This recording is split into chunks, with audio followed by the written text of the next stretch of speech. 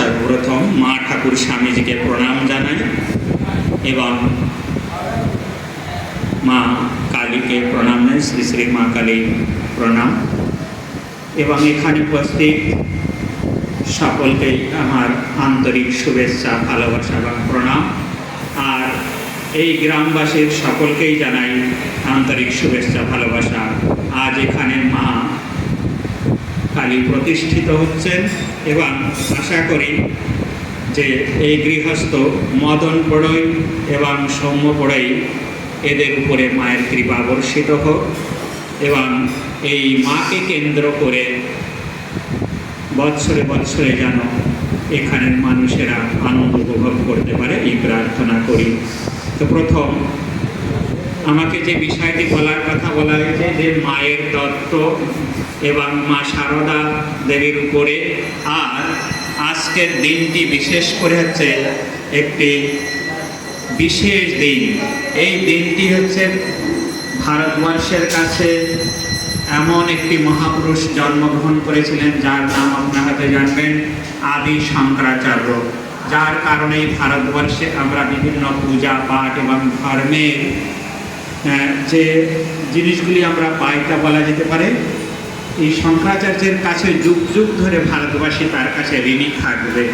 তিনি মাত্র 32 বছরের ভিতরেই ভারতবাসীকে যেন একটি আধ্যাত্মিক ভারতবাসী করে চলে গিয়েছেন। তো সেই আলোচনায় আমরা পরে যাব। আর মা কালী এবং বিশেষ করে মা সারদার বিষয় বলতে গেলে অনেক সময় দরকার, কিন্তু আমাকে সময় যে হিসেবে দিয়েছে সে সময়টি দেখা যাচ্ছে যে গাগরে সাগর ভরার মতো, অল্প সময়ের ভিতরে সাগরটি ভরতে হবে। যে মায়ের তত্ত্বটি এত তত্ত্বদিক থেকে যদি বিচার করতে যাই তো দেখা যায় মা কালীর তত্ত্ব সহজে বিচার করা যায় না।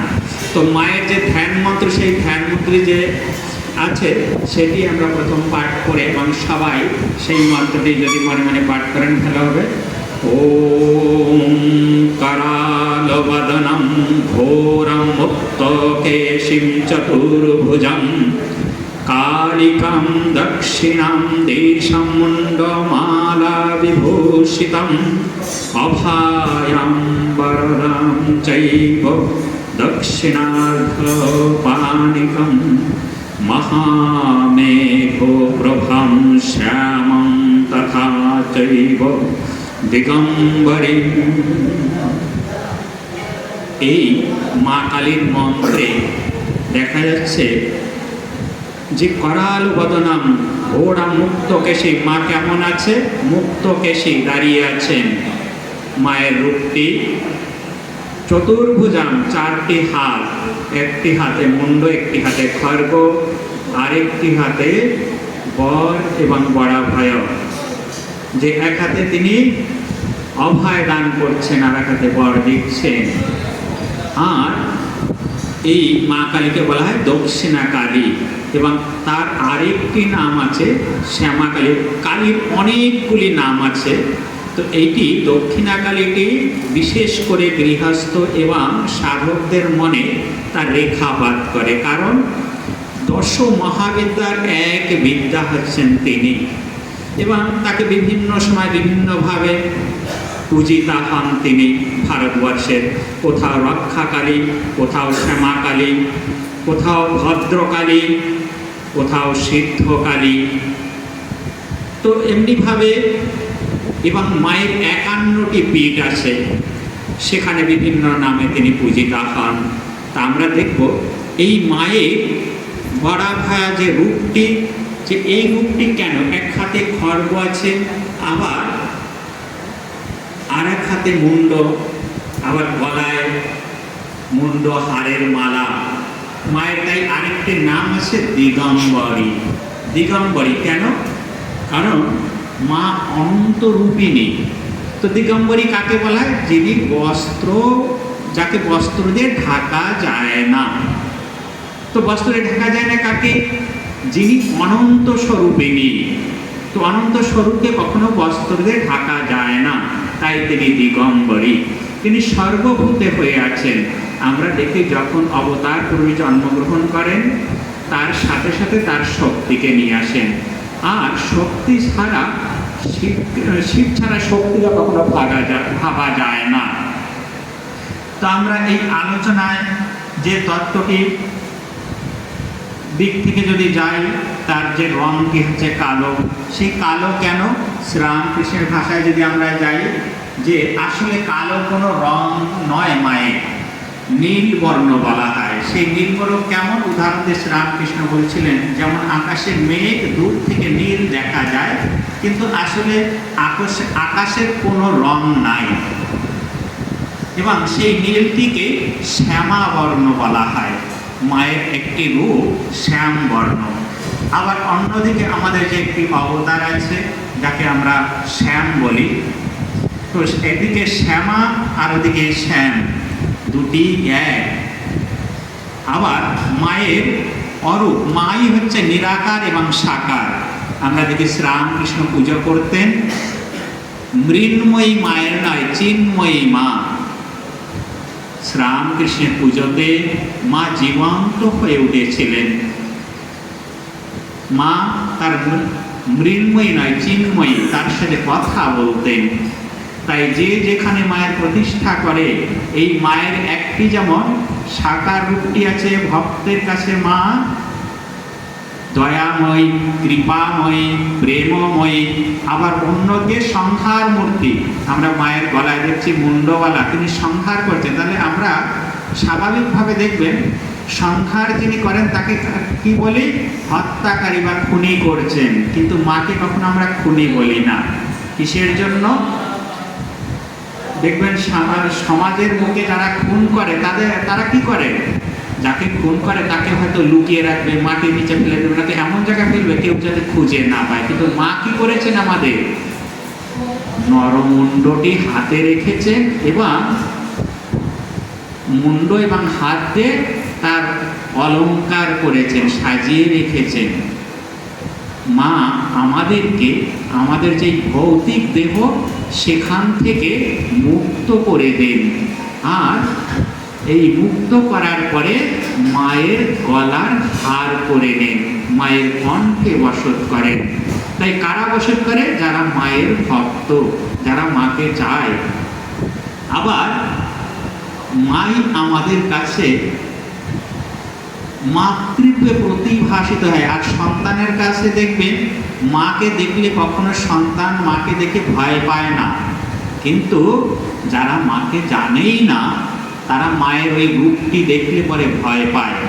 আবার মায়ের এই রূপটি কখন কিভাবে এসেছিল আমরা সেটি দেখবেন, যে মায়ের যে নবরাত্রি পালিত হয় মা দুর্গার, তো সেখানে দেখবেন শুম্ভ নিশুম্ভ, মানে দৈবাসুর যে সংগ্রাম হয়, সেই সংগ্রামে যখন চণ্ডমুণ্ড আসেন এবং মায়ের থেকে একটি দেবী রূপ প্রকাশিত হয়, সেই দেবী নীলবর্ণ হয়ে যায় এবং তার নাম হয় কৌশিকী।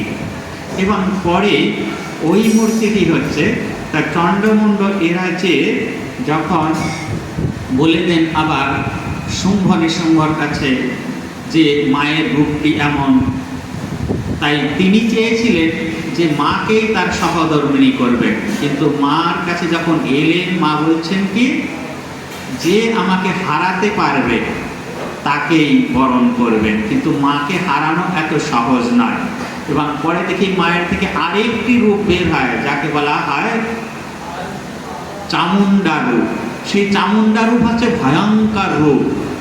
চামুণ্ডাকে আমরা দেখি অসুরদের ভিতরে যখন রক্তবীজ আসে, রক্তবীজ এক ফোঁটা রক্ত পড়লেই আবার তার থেকে আবার অসুর তৈরি হবেন। চামুণ্ডা রূপে মা রক্তবীজকে মর্দন করেন। এরপরে দেখা যায় মায়ের যে রূপটি আছে, আমরা দেখি মায়ের বরাভয় করে মায়ের যে সাধনা করেন, তাকে মা ভক্তি প্রদান করেন, এবং আরেকটিতে অভয় প্রদান করেন, যে ভক্তি লাভ করে সে মায়ের কাছেই পৌঁছাবে। আর যারা ভক্তি চান তারা মাকে কখনো ভয় করেন না। তাই দেখবেন রামপ্রসাদ এবং তাদের অন্যান্য যে সাধকেরা আছে, তাদের গানের ভিতরে ফুটে ওঠে যে মা তিনি সব কিছু। একটি গান এর আগেই শোনা গিয়েছে এবং যে সকলই তোমার ইচ্ছা, ইচ্ছাময়ী তারা তুমি, তোমার কর্ম তুমি করো মা, লোকে বলে করি আমি। রামপ্রসাদের অনেক গানে, রামপ্রসাদ দেখবেন সেই জমিদারের বাড়িতে গিয়েছিলেন, খাজাঞ্চির যে খাতাটি দিয়েছিল সেই খাতাতে পুরো মায়ের নামটি লিখে ফেলেছিলেন, তার জগতই সেখানে এসেছিল। তো আমরা বিভিন্ন চর্চায় গেলে সময় অনেক হয়ে যাবে, আমরা দেখে যাই যে শ্রীরামকৃষ্ণ এই আদ্যাশক্তি মহামায়া সম্বন্ধে তার বিচার কি ছিল।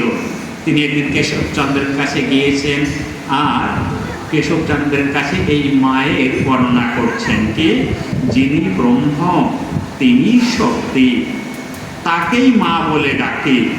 যখন তিনি নিষ্ক্রিয় তখন তাকে ব্রহ্ম বলি, আবার যখন সৃষ্টি স্থিতি সংহার কার্য করেন তখন তাকে শক্তি বলি। যেমন স্থির জল আর জলে ঢেউ হয়েছে, শক্তি লীলাতেই অবতার। অবতার প্রেম ভক্তি শিখাতে আসেন, অবতার যেন গাভীর বার, দুগ্ধ বাটির থেকেই পাওয়া যায়। মানুষে তিনি অবতীর্ণ হন, যেমন কুটির ভিতর মাছ এসে জমে। ঠাকুর আরো বলছেন যে কালী ব্রহ্ম, কালী নির্গুণ আবার সগুণ, অরূপ আবার অনন্ত রূপিণী। তো আমরা দেখি রামপ্রসাদের গানে আছে, কে জানে কালী কেমন, সরদর্শনে না পায় দর্শন। তো দেখুন শ্রীরামকৃষ্ণ সংক্ষেপে মায়ের বর্ণনা দিলেন, এবং অন্যত্র আমরা দেখি তিনি বলছেন এই শিব আর শক্তি কেমন, যেমন অগ্নি আর তার দাহিকা শক্তি কখনো আলাদাভাবে চিন্তা করা যায় না। আবার দুধ এবং তার ধবলত্ব কখনো আলাদা করে চিন্তা করা যায় না। জল এবং তার ঢেউ দুটিকে আলাদা করে ভাবা যায় না। তাই শিব আর শক্তি, যেখানে শিব সেখানেই শক্তি থাকেন। আমরা এই মায়েরই আরেকটি রূপ দেখি, তিনি ত্রিগুণময়ী। ত্রিগুণময়ীকে সত্য, রজ এবং তম। তিনি তার দেখেন জিভটি বার করে আছেন, রজের প্রতীক, লাল রজের প্রতীক, এবং তিনি কর্মরত, তার হাতে খর্ব রয়েছেন। জীবের যে কর্মপাশ, সেই কর্মপাশকে তিনি কেটে দেন, এবং বরাভয়তে তিনি ভক্তি প্রদান করেন।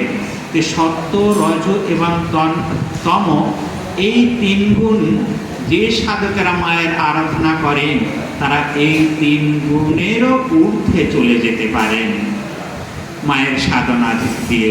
আমরা তাই দেখি শ্রীরামকৃষ্ণ বলতেন ভক্ত দুই প্রকারের, এক প্রকার হচ্ছে বাদর ছানা, আর এক প্রকার হচ্ছে বিড়াল ছানা। তো নিজের কথা বলে বলছেন আমার ভাব হচ্ছে বিড়াল ছানা, আমি মা ছাড়া আর কিছুই জানি না, মাই সব। আমরা এরপরে দেখব যে শ্রীমা এবং শ্রীরামকৃষ্ণর সাথে কি সম্বন্ধ। যখন শ্রীরামকৃষ্ণের শরীর চলে যায়, শ্রী শ্রী মা বলছেন আমার মা কালী কোথায় গেলে গো, আমায় কি করলে। আমরা দেখছি যে শ্রীরামকৃষ্ণই যেন মা কালী হয়েছিলেন, তার ভিতর মাই যেন সব করছিলেন, সেটি মা পরিচয় দিচ্ছেন। কিন্তু পরবর্তীকালে আমরা দেখি যে শ্রী শ্রী মা সারদা দেবীও সেই মায়েরই, মা কালীরই আরেকটি রূপ। কি করে? তার এক ভাইপোর কথা বলি, যার নাম ছিল শিবুদা বলেই পরিচিত। তিনি একদিন কামারপুর থেকে জয়রামবাটি যাচ্ছেন, আর রাস্তাতেই নিকটে এসে গিয়েছেন, কিন্তু শিবুদা বলছেন পিসিমা আপনি কে বলো। পিসিমা কেন, আমি তোর খুড়ি। বলে না। তুমি কে বলো? বলে না আমি খুড়ি, লোকে বলে। তখন বলে তাইলে তুমি চলে যা, আমি যাব না। এখন ধরে বসেছে, না বলো লোকে আরো কি বলে। লাস্টে বলছে আমি কালী। ঠিক তো? বলে হ্যাঁ ঠিক তো, 3 বার 3 সত্য করাল করে নেন। তা বলে তাহলে তুমি আমার ভার নেবে? মাকে দেখুন কিভাবে ধরেছেন। অনেকেই চিনতে পারেন না, কিন্তু শিবুদা এটি তুলে ধরেছিলেন যে মা তার কাছে পরিচয় দিয়েছেন এবং তার ভার নিয়েছেন। বলছে ঠাকুর তো তোর ভার নিয়েছে, আবার তোর চিন্তা কি? বলে না, তুমি আমার ভার নেবে কিনা তাই বল। মা বলছে ঠিক আছে, মা নিলেন। এবং আমরা দেখি অন্যত্র যে এই মাই কাল কি করে, আপনারা জানেন সেই ডাকাত বাবার ঘটনা। সেই ডাকাত বাবার ঘটনা, যখন সেই মাঠ দিয়ে সবাই তার সাথীরা চলে গেলেন, ডাকাত বাবা আসছেন বিকালে, কে গো? মা শান্ত স্বরে বলছেন, বাবা আমি আপনার মেয়ে, আপনার জামাই দক্ষিণেশ্বর থাকে, আমার সাথীরা চলে গিয়েছেন, পথ ভুলে গিয়েছে। আসলে ওই ডাকাত বাবার প্রতি তার কৃপা করার ইচ্ছা ছিল। এই জন্য বলে তিনি কৃপা না করলে তাকে কখনোই কেউ জানতে পারে না। তাই তো রামপ্রসাদের গানে এই এখন যেটি পড়লাম, কে জানে কালিয়ে কেমন, স্বরদর্শনে না পায় দর্শন। স্বরদর্শন করলেও তাকে পাওয়া যায় না তিনি যদি কৃপা না করেন। কথামৃতে আপনারা দেখবেন ঠাকুর আরেকটি গল্প বলেছেন, সব সাধনা। মা তো ত্রিগুণময়ী, মা নির্গুণ নিরাকার, কিন্তু আবার সগুণ সাকার স্থির, তিনি অচল। কেমন? তিনি শিবকে ধারণ করে, শিব বলতে অচল, সবে মানে সব শিব সবের সমান হয়ে আছেন। মায়ের পায়ের নিচে দেখবেন, মানে অচল হয়ে আছেন। একদিকে যেমন মা ক্রিয়াশীল, অন্যদিকে অচল অটল হয়ে আছেন। সর্বত্রই মা, কারণ কি শক্তি ছাড়া শিবের কোনো কাজ হতে পারে না, আর শিব শক্তি ছাড়া কখনো কাজ করতে পারেন না। এই জন্য দেখবেন দক্ষিণেশ্বরে আরেকটি ঘটনা, হৃদয় যখন মাকে গালি দিচ্ছেন এবং বকছেন যে তুমি বৃহস্পতিবার কেন এলে, ঠাকুর পরে বলছেন, হৃদয় দেখ একে যা তা বলিস নিজের দিকে দেখিয়ে, কিন্তু ওকে কিছু বলবি না। ও যদি একবার রেগে যায় তাহলে ব্রহ্মা বিষ্ণু মহেশ্বর কেউ তোকে রক্ষা করতে পারবে না। আমরা দেখি হৃদয়ের অবস্থা, যে ওই দক্ষিণেশ্বর থেকে সামান্য ঘটনাতে তাকে বিদায় নিতে হয়েছিল। তো মায়ের ইচ্ছা, এবং আমরা দেখি রাজা মহারাজ বলছেন ওই মায়ের কাছেই ব্রহ্মানন্দের চাবিকাঠি। মা যদি কৃপা না করেন তাহলে কোনোভাবে আমাদের পারমার্থিক লাভ হতে পারে না। মায়ের হাতেই সেই কৃপাটি। এজন্য মায়ের কাছে প্রার্থনা করা। এবং সাধারণভাবে আমরা দেখি মা যে রূপে এসেছিলেন, যদি বলা যায় যে শ্রীরামকৃষ্ণ বেদ, স্বামীজি সেই বেদের ভাষ্য, আর মা তার জন্য প্র্যাকটিক্যাল জীবনে, মানে সাধারণ ব্যবহারিক জীবনে মা ব্যবহার করে দেখিয়েছেন। তা আমরা যদি মায়ের জীবনটি ভালোভাবে লীলা চিন্তন করি, আমাদের সম্মুখে এমন কোনো সমস্যা নাই যে সমস্যার সমাধান করতে পারবো না। কখনো যদি প্রশ্ন উত্তর হয় তো দেখবেন মায়ের জীবন থেকে এমন এমন আলোচনা আছে, এবং মায়ের জীবন থেকে আমরা যদি চিন্তা করি তো মানুষের জীবনে দুঃখ জ্বালা যন্ত্রণা সংঘর্ষ যা কিছু আছে, আমরা সব কিছু মা শারদার জীবন থেকে উত্তীর্ণ হওয়ার রাস্তাটি খুঁজে পাব। এবার বিশেষ করে এই যে 3টি চরিত্র বর্তমানে আমরা পাই, যে শেষে শ্রীরামকৃষ্ণ গেলে মা শারদা বলছেন আমার মা কালী কোথায় গেলি, কান্না করলেন, এবং পরে মায়ের ভিতরেই দেখি সেই রূপ। আবার দেখি যে শ্রীরামকৃষ্ণ, মা এবং স্বামীজি তিনে এক, একে তিন। আমরা যেমনিভাবে দেখি ব্রহ্মা বিষ্ণু মহেশ্বর এক দেবতা আর এক দেবতার আরাধনা করছেন, কিন্তু তাদের যারা আরাধনা করে তাদের ভিতরেই শুধু গণ্ডগোল। শিবের ভক্তেরা বিষ্ণু ভক্তের নিন্দা করবে আর বিষ্ণু ভক্তরা শিবের ভক্তের নিন্দা করবেন, এই নিয়েই সংসারে রয়েছেন। শ্রীরামকৃষ্ণ কথামৃতে খুব সুন্দর একটা উল্লেখ করেছেন, একবার শিব আর রামের যুদ্ধ হলো। যে যুদ্ধ হয়েছে, শিব আর রাম দুজনে তো মিলিয়ে গিয়েছেন, শিবের ইষ্টদেব হচ্ছে রাম, কিন্তু এই শিবের ভক্ত আর রামের ভক্ত এরা আর মিলতে পারছে না, এরা ঝগড়া করেই যাচ্ছে। তো ভগবানের দিক থেকে আমাদের মিলন হওয়ার সব কিছু রয়েছেন। আবার এই যে তিন দেবতা, তাদের নিজ শক্তি ছাড়া কোনো কাজই করেন না, শক্তি তাদের সাথে থাকে। আমাদেরও প্রত্যেকটি কাজের ভিতরে শক্তি ছাড়া কখনোই কাজ হতে পারে না।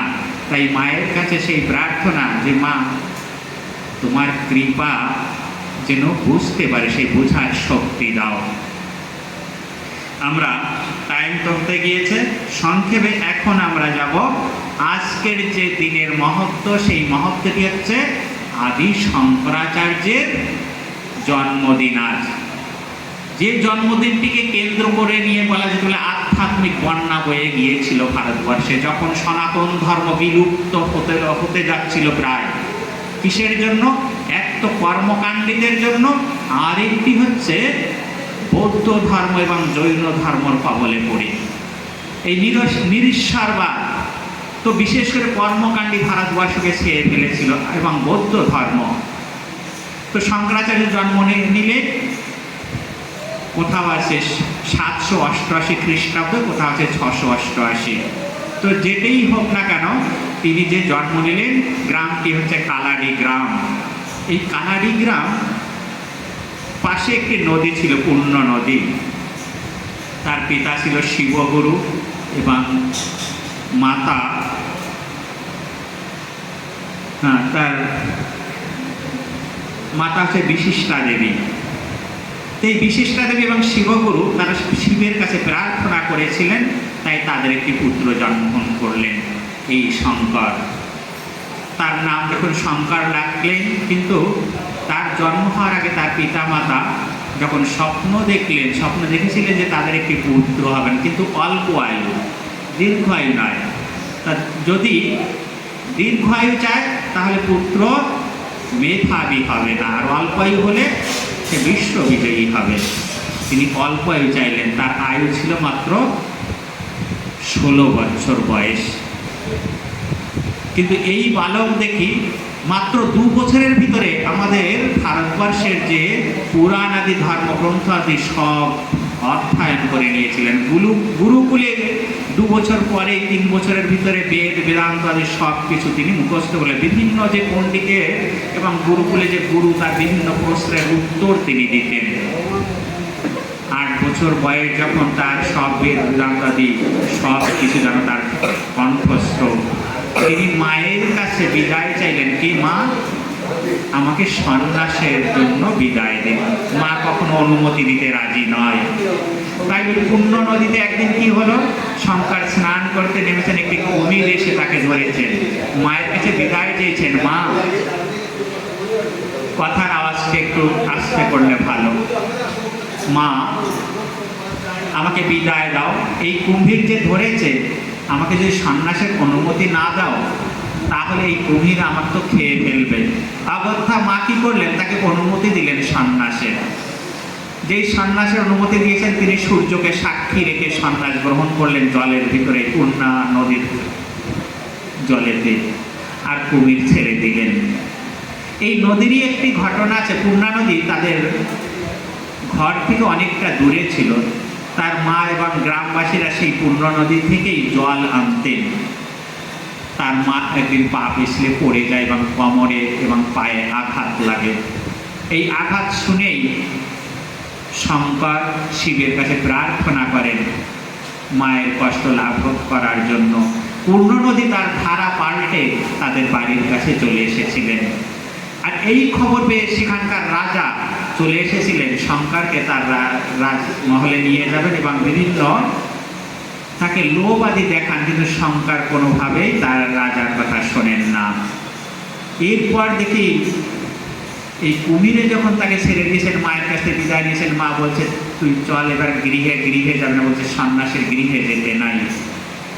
তিনি গৃহ ত্যাগ করে পদব্রজে রওনা দেবেন। মা বলছেন, তাহলে আমার শেষ কৃত্য করবি এবং আমার ইষ্ট দর্শন যাতে হয়, এই দুটি প্রতিজ্ঞা শঙ্কর মাকে কথা দিল। ঠিক আছে মা, তোমার ইচ্ছাই পূর্ণ হবে। সন্ন্যাসীদের আগে ছিল কখনো মাতা পিতার মুখাগ্নি করবেন না, কিন্তু শঙ্কর সেই নিয়মও ভেঙেছিলেন, তার জন্য তার বিরোধিতাও করতে হয়। এবং তার মায়ের যখন শরীর যায়, গ্রামীরা কেউ তার পাশে আসেনি, তার আত্মীয় স্বজন কেউ আসেননি, নিজেই সেই কৃত্য করেন এবং মায়ের ইষ্ট দর্শন করেন। সে ঘটনার শেষের দিকে 8 বছরের বালক কালাডি গ্রাম থেকে তিনি চলে আসেন নর্মদা কুলে। গোবিন্দপাদের গুফা আছে, আপনারা যদি কেউ ওঙ্কারেশ্বর যেই থাকেন, ওঙ্কারেশ্বর শিবলিঙ্গের নিচেই দেখবেন গোবিন্দপাদের গুফা আছে। 10,000 বছর ধরে গোবিন্দপাদ সেখানে সাধনা করছিলেন। অনেক বড় ইতিহাস, সেটি বলার সময় হবে না, সংক্ষেপেই বলে যাই।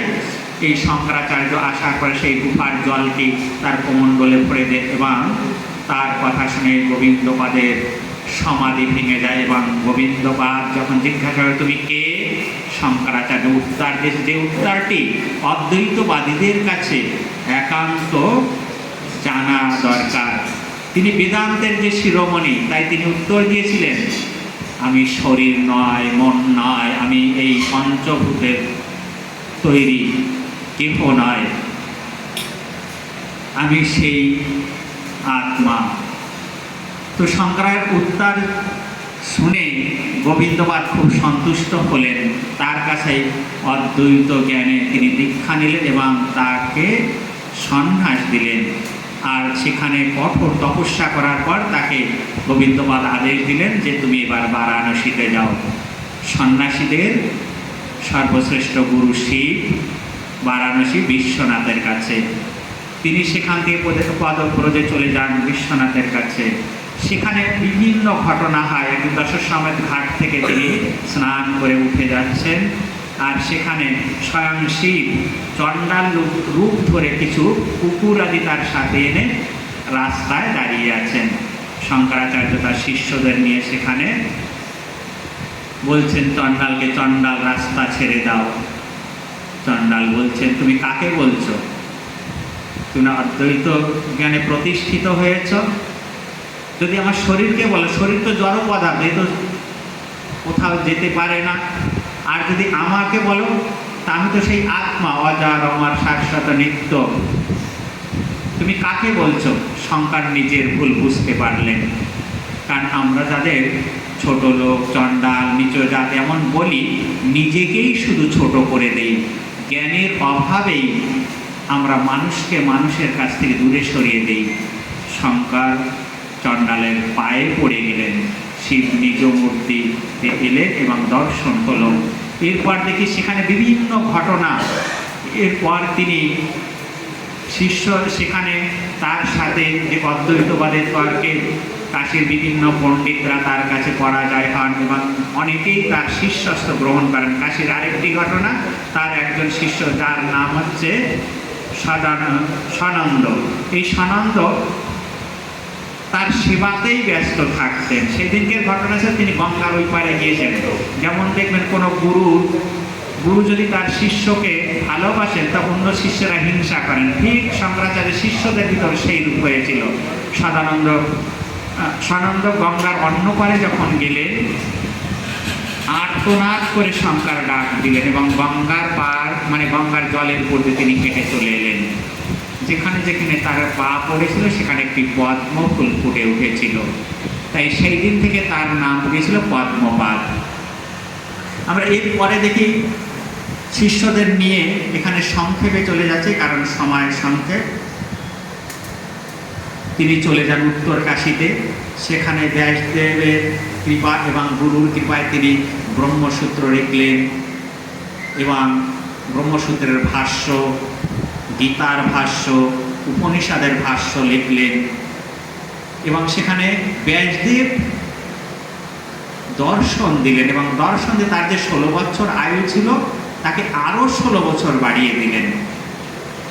এই তারপরেই দেখি তার প্রচার কার্য আরো তিনি সেখানে থেকে আরো অনেক কাজ করেছিলেন। আমরা যেখানে বলি যে অদ্বৈতবাদের তিনি প্রতিষ্ঠা করেছিলেন, কিন্তু তার দ্বৈতবাদের অনেক কিছু, গঙ্গার স্তব, নর্মদা স্তব এবং দেব দেবীর অনেক স্তব, গুরু অষ্টগাম, অনেক কিছু তিনি দ্বৈতবাদের করলেন। অনেক জায়গায় তিনি মূর্তি প্রতিষ্ঠা করলেন। বদ্রীনাথে সেখানে মূর্তি প্রতিষ্ঠা করলেন, বদ্রীনাথে। হরিদ্বারে মা গঙ্গার প্রতিষ্ঠা করলেন। এবং আজ যে আমরা মায়ের পূজা এখানে প্রতিষ্ঠা হচ্ছে মায়ের, তিনি শৃঙ্গেরি মঠে মায়ের সেই যন্ত্র প্রতিষ্ঠা করলেন। এগুলি দ্বৈতবাদে। তাই শুধু শঙ্করাচার্যকে যদি অদ্বৈতবাদে আমরা জ্ঞানে তাকে বিচার করি, তাহলে আমাদেরই ভুল হবে। তিনি দেব দেবী এবং বিশেষ করে আমাদের যত পূজা পাঠ আছে, সেই পূজা পাঠের যে পঞ্চোপচার, দশোপচার এবং ষোড়শোপচার, তিনিই প্রথম এই পঞ্চদেবতার ভারতের কোন প্রান্তে কিভাবে পুজো হবে তিনি প্রচারিত করলেন। আর খালি তাই নয়, ভারতবর্ষকে যেন একটি আধ্যাত্মিক ভারতবর্ষ তৈরি করে গেলেন। কিভাবে? ভারতবর্ষের চার প্রান্তে চারটি মঠ প্রতিষ্ঠা করলেন। সেই মঠটি আজও আছে, যেটি বদ্রীনাথে, পুরীতে, দ্বারিকাতে এবং শৃঙ্গেরিতে। চারটি মঠে তার চারটি শিষ্যকে, প্রধান শিষ্যকে, চারটি মঠের চারটি শিষ্যকে, প্রধান শিষ্যকে চারটি বেদ দিয়ে দর্শনামী সম্প্রদায় করে তিনি ভারতবর্ষকে যেন একটি আধ্যাত্মিক ভারতবর্ষ করে দেখলেন। যুগ যুগ ধরে যেন এই ভারতবর্ষ আগে বেড়ে যেতে পারে। কিন্তু তার কাজ সেখানেই শেষ হয়নি। তিনি সেগুলি প্রতিষ্ঠা করার জন্য তাকে প্রথম শুরু করতে হলে ব্যাসদেবের আশীর্বাদ 16 বছর থেকে 32 বছর পেলেন এবং প্রচার কার্যের জন্য বললেন, আজ ভারতবর্ষে কর্মকাণ্ডের প্রচার বেশি হয়েছে, তুমি এবার প্রচার কার্যে যাও, তুমি এখান থেকে চলে যাও কর্মকাণ্ডের প্রবক্তা। সে প্রভাস খণ্ডে সেখানে আছে কুমারিল ভট্ট, সেই সময় তার নাম ভারতবর্ষের চতুর্দিকে। এবং সারদাপীঠে আমরা দেখি এই যে যেরকম এখন বিহার রাজ্যকে, বৌদ্ধ বিহার থেকে বিহার রাজ্যকে এসছে, ভারতবর্ষ বৌদ্ধদের প্রচারে চতুর্দিকে বৌদ্ধ ধর্ম ছড়িয়েছিল। কিন্তু নিরেশ্বরবাদ, তাদের যে পুজো পাঠ ছিল না, তার ভিতরেও তান্ত্রিকরা ঢুকে গিয়েছিলেন। বিভিন্ন মন্দির আদিতে দেখবেন সেই বৌদ্ধ কলা রয়েছে বিভিন্ন গুফাতে। তো কুমারিল ভট্টের কাছে যখন গিয়েছেন, কুমারিল ভট্ট তার গুরুকে তুষানলে পুড়িয়েছিলেন বলে তিনিও নিজের শরীরকে তুষানলে পুড়াবেন বলে তুষানলে তার নাভি পর্যন্ত পুড়িয়ে গিয়েছে। শঙ্করাচার্য যখন তার কাছে গিয়েছেন, বলছে আমি তোমাকে শাস্ত্র তর্কে আহ্বান করে দেয়, বলে দেখো আমার তো আর সামর্থ্য নাই, আমার জন্য আমার গুরু এইভাবে প্রায়শ্চিত্ত করেছিল, তাই আমি সেই প্রায়শ্চিত্তের জন্য আমিও সেই প্রাচিত্যের ব্রতী হয়েছি, নাভি পর্যন্ত পুড়িয়ে তোমার সাথে তর্ক করতে। তুমি যাও, আমার এক শিষ্য আছে মাহেশমতি নগরে, তার নাম হচ্ছে মুন্ডন মিশ্র, তাকে যদি হারাতে পারো তাহলেই মনে করবে আমার হার হয়েছে। কিন্তু সেই মুন্ডন মিশ্র মাহেশমতি নগরে থাকেন, তাকে চিনবেন কি করে? কুমারিল ভট্ট বলে দিলেন, যাও, যেখানে যেয়ে তুমি দেখবে শুধু তার কর্মচারীরা নয়, পশু পাখি পর্যন্ত বেদের মন্ত্রগুলি উচ্চারণ করছে আকাশ মার্গে। এটি অলৌকিক কথা যে আকাশ মার্গে শঙ্করাচার্য চলে গেলেন মুন্ডন মিশ্রের কাছে। মুন্ডন মিশ্রের কাছে যখন গিয়েছেন তিনি, সেখানে তার পিতৃশ্রাদ্ধ কার্য করছিলেন, চতুর্দিক বন্ধ। তিনি আকাশপথে তার গৃহে প্রবেশ করলেন এবং তার সাথে যে তর্কযুদ্ধ হবে, তিনি যে কর্মকাণ্ডে শ্রেষ্ঠ নয়, জ্ঞানকাণ্ডই শ্রেষ্ঠ। এবং এই তর্কযুদ্ধের মীমাংসা কে করবেন? সেই মীমাংসার জন্য কুমারিল ভট্টের স্ত্রী উভয় ভারতকে মীমাংসার জন্য রাখলেন। তিনি এই মীমাংসার জন্য তিনি কি করলেন? দুজনের গলায় দুটি মালা পরিয়ে দিলেন। আর সেই মালাটি যার গলার মালা শুকিয়ে যাবেন তার হার হবে। উভয় ভারতী দেখছেন 6 দিন পরে, কোথাও কোথাও আছে যে 17 দিন তর্কযুদ্ধ চলেছিল দুজনে, কেউ কাউকে হারাতে পারে না। কিন্তু এরপর কুমারিল ভট্টের গলার মালা শুকিয়ে গিয়েছে। উভয় ভারতী বলছেন আমার স্বামীর হার হয়েছে, কিন্তু হার এখনো হয়নি, স্ত্রী তার অর্ধাঙ্গিনী, তাই আমার সাথেও তর্ক করতে হবে। কিন্তু শঙ্করাচার্য ব্রহ্মচারী ছিলেন, কি নিয়ে তর্ক করবেন? যে তিনি উভয়বর্তী বললেন শারীরিক তত্ত্ব নিয়ে, কিন্তু তিনি সংসার সম্বন্ধে কিছুই জানতেন না। তাই সেই রাজ্যের রাজা যে ছিল অমারক, তার মৃত্যু হয়। শঙ্করাচার্য শিষ্যদের বললেন এবং তিনি তার শরীর ছেড়ে ওই অমারক রাজার শরীরে প্রবেশ করেন। এরপরেই আমরা দেখি যে তার শিষ্য পদ্মপাদের কাছে তিনি সেই শারীরিক ভাষ্য তুলে দেন, শারীরিক শাস্ত্র, এবং এরপরেই সেখান থেকে আবার তিনি যে 4টি মঠ প্রতিষ্ঠা করেন, 4টি শিষ্যভেদের দশনামী সম্প্রদায় দেন। তা আমাদের ভারতবর্ষ যতদিন থাকবে এই শঙ্করাচার্যের কাছে আমরা ততদিনই ঋণী হয়ে থাকব। আজ সেই শুভ দিনে যে এখানে দুটি শব্দ বলার সুযোগ পেয়েছি, এই বাড়ির যে মালিক তাকেও ধন্যবাদ জানাই এবং এখানে যে পূজনীয় মহারাজরা আছেন তাদের চরণে আমি শতকোটি প্রণাম জানাই। আমার সময় শেষ হয়ে গেছে। আর যাদের শঙ্করাচার্যের সম্বন্ধে এবং মায়ের সম্বন্ধে আরও জানার ইচ্ছা, তাদের বইও অনেক পাওয়া যায়, সেগুলি পড়ে নেবেন। মা ঠাকুরের কাছে প্রার্থনা করি যে সকলকে আমাদের মায়ের প্রতি যেন ভক্তি, শ্রদ্ধা এবং ভালোবাসা দিক, এই বলে আমি সমাপ্ত করছি। ওম শান্তি শান্তি শান্তি। হরি ওম তৎসৎ। শ্রীরামকৃষ্ণার্পণমস্তু।